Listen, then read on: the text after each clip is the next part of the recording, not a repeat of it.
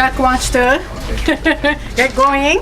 So the next presenter is Jack White, and his title is Fukushima-Daiichi nuclear disaster and its legacy. Remember the big earthquake in Japan 3 years ago? He is doing the research on the effect of the nuclear energy. Okay, Jack.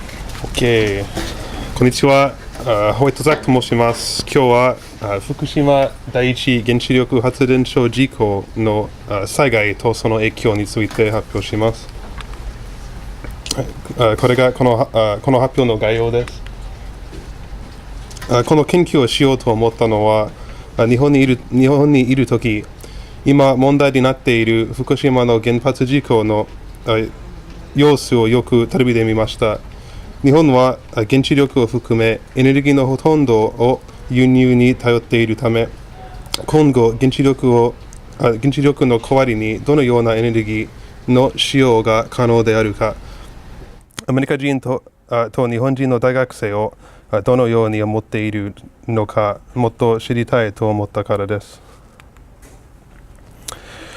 これが私の研究質問です。1、日本人大学生とアメリカ人大学生は福島第一原子力発電所事故後、原子力発電を使い続けることについてどう思うか。2、原子力発電に反対している人はどんな代替エネルギーが望ましいと思っているかの以上です。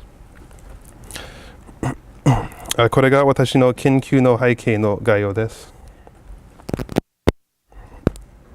では、まず原子力の歴史についてです。アメリカの原子力の歴史を見ると、1950年代、60年代に多数の原発が建てられ、現在では原子炉の総数は100以上に達し、さらに増える予定です。日本では1970年には原子力発電所をアメリカと協力して建設し、日本は独自でも原子炉を設立できるようになりました。現在50の原子炉があり、日本のエネルギーを支えてきましたが、2011年の大震災で被害を受け、現在はすべての原子炉が再起動の許可を待っている状態です。原子力発電の深刻な事故がいくつか起きています。一番深刻なレベルは7です。福島の事故がレベル7で、1986年のウクライナと同じレベルです。この地図を見ると、世界のエネルギー消費が分かります。赤がエネルギーをたくさん消費している国です。より発展している国がエネルギー消費が多いと分かります。これはアメリカと日本のエネルギーの消費を表しています。両国では代替エネルギーと水力発電の消費は少ないことが分かります。またアメリカは世界でエネルギー消費第2位で、日本は5位です。この世界地図からも分かるように、ヨーロッパ、アメリカの東海岸と日本にたくさんあることが分かります。その総数は430基以上で、建設途中の原子力発電所は約70基あります。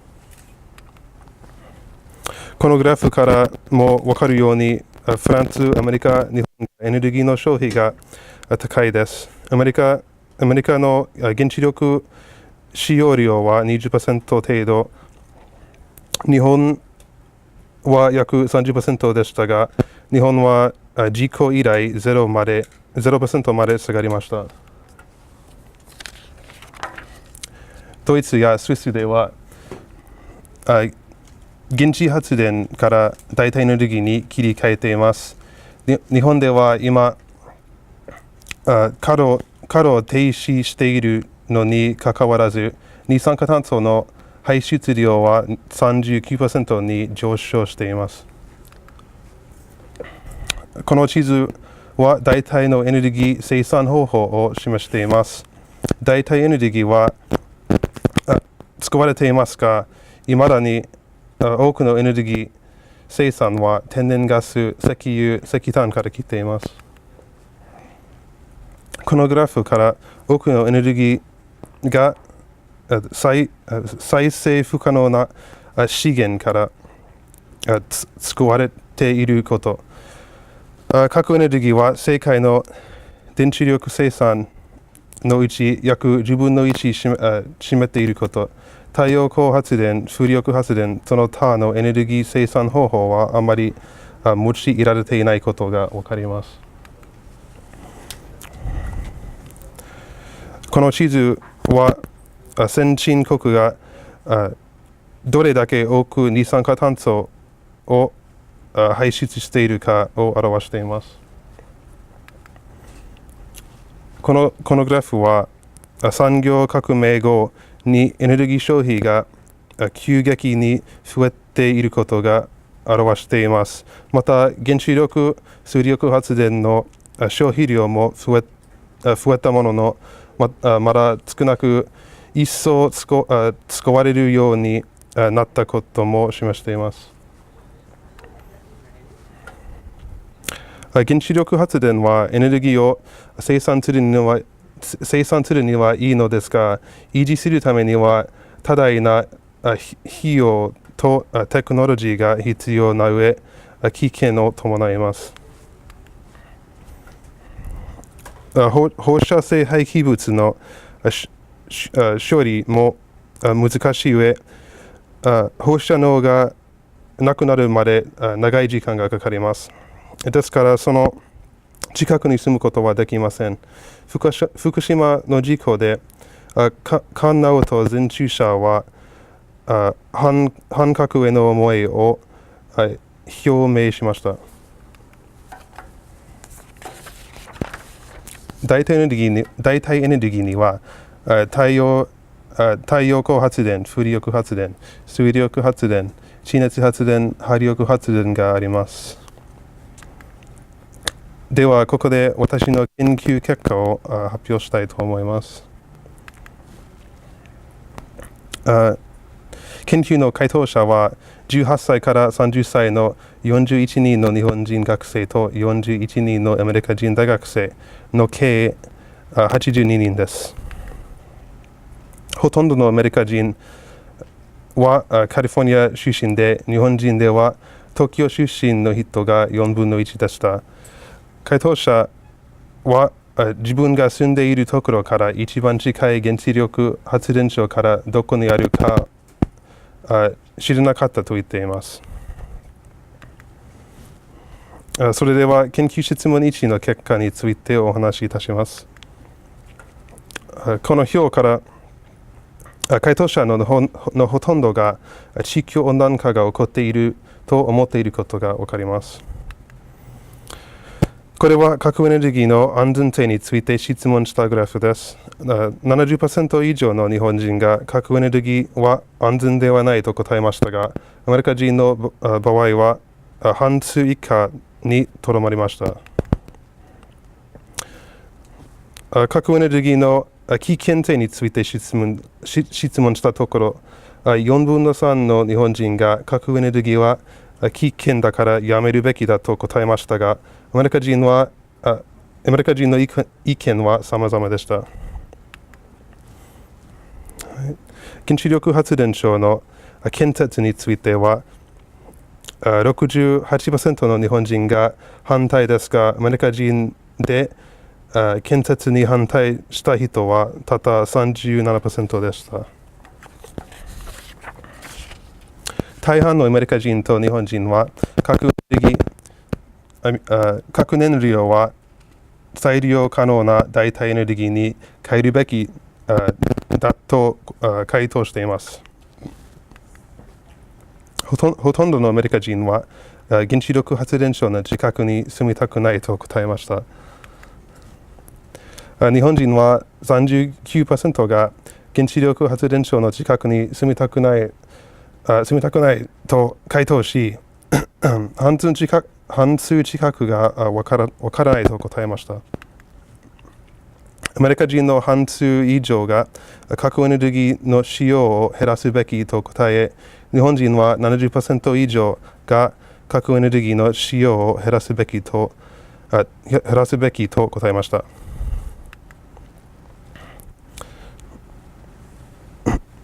約半数の日本人が低レベルの放射能に被爆していると思っていますが、約4分の1アメリカ人が低レベルの放射能に被爆していると思っています。アメリカ人も日本人も半数近くが放射能に食べ物が汚染されている可能性を懸念し、買うものや購入場所を変えたと答えました。日本人は政府が放射性物質を的確に清掃していないと答えた人が多かったですが、アメリカ人は半数にとどまりました。ここで研究質問1の結果をまとめたいと思います。日本人の大多数の学生は福島の事故後、核エネルギーは危険すぎるから多くのリスクを伴うため、原発をエネルギーとして使わない方がいいとしましたが、アメリカ人はどっちでも言えないという人が多かったです。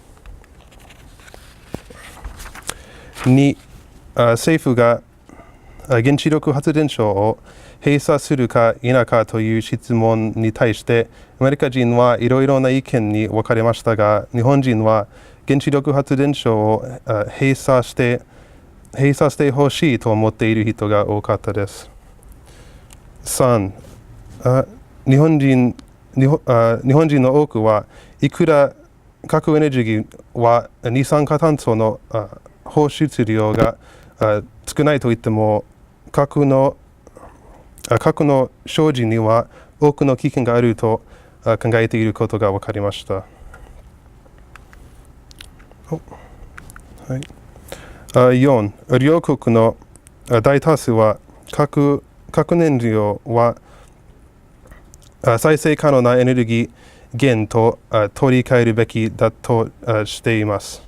両国のほぼ半数が原子力発電所から100キロ未満の距離には住みたくないと思っています。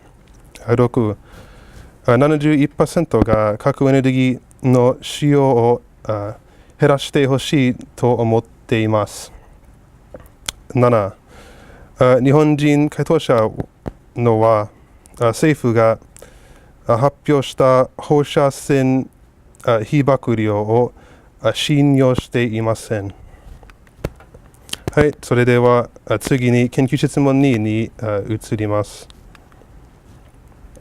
両国の4分の3以上の回答者が政府は代替化石燃料の研究を優先的に行うべきだと思っています。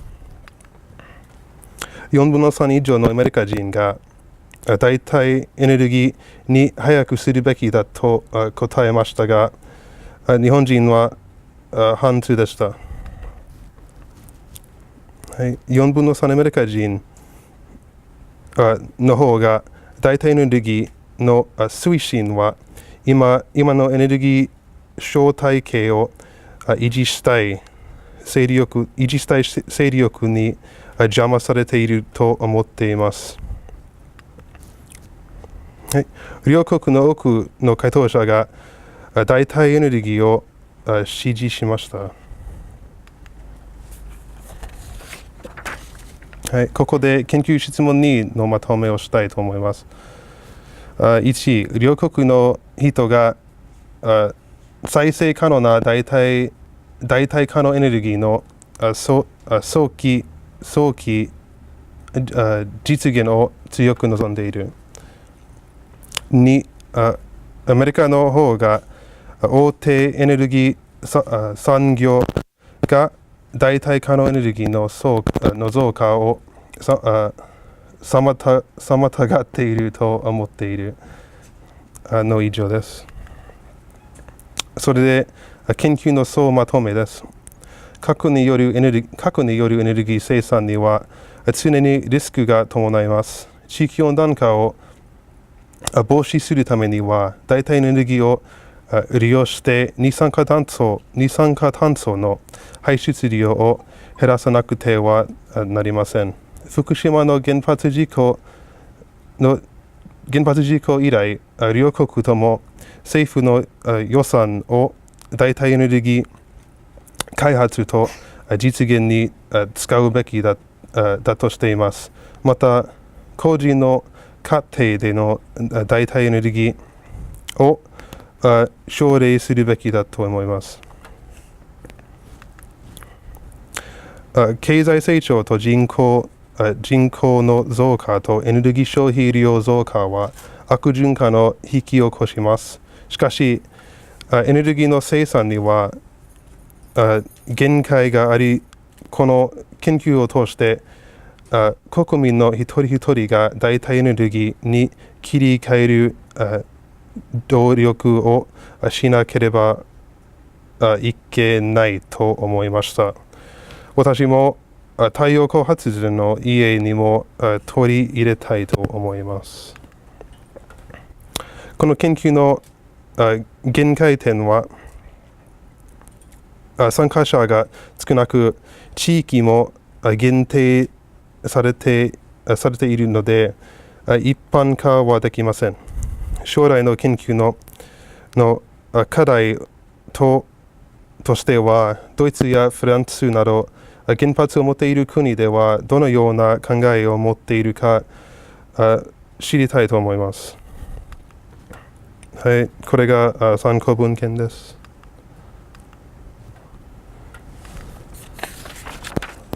これはメディアソースです。はい、この研究には先生方のご指導をいただき感謝しております。ありがとうございました。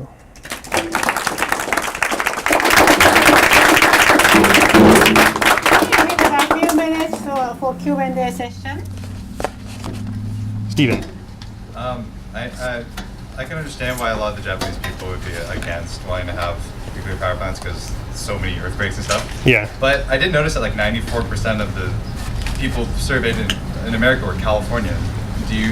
Why do you think they were less, People against nuclear energy? less against having nuclear power plants even though we're on the San Andreas fault and there's earthquakes? That's probably not California hasn't had a recent significant earthquake and nuclear disaster. So, yeah.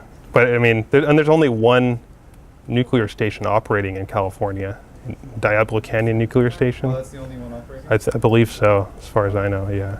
Oh, okay. In Japan, there's 50, and the whole country shakes. So, yeah, most of the nuclear stations in America are east of the Mississippi, by the way. Oh, okay. Yes. The devastation after the earthquake a couple years ago in Fukushima? Yeah. Not only the devastation, the physical devastation to the city, but the nuclear devastation, the exposure. How badly were the people exposed to the nuclear? The radiation, the fallout? Yeah, and what's happening to them today?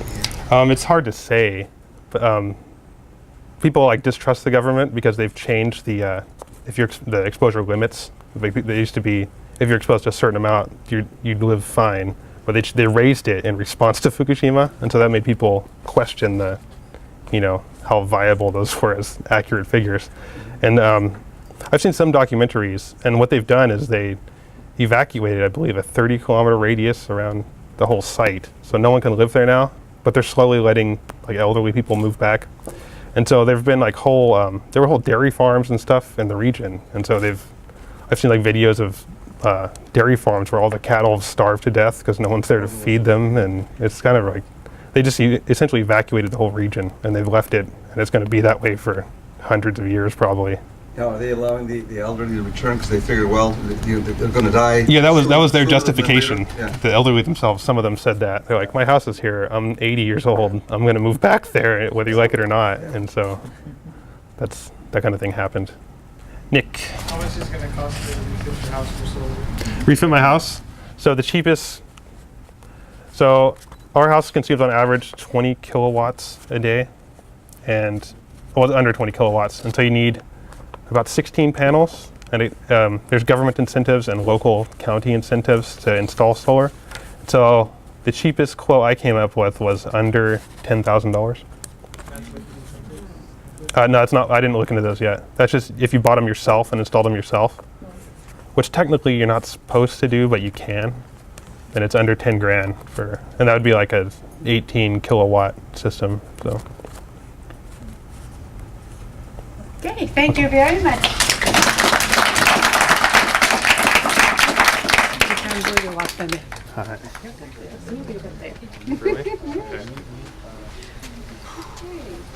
So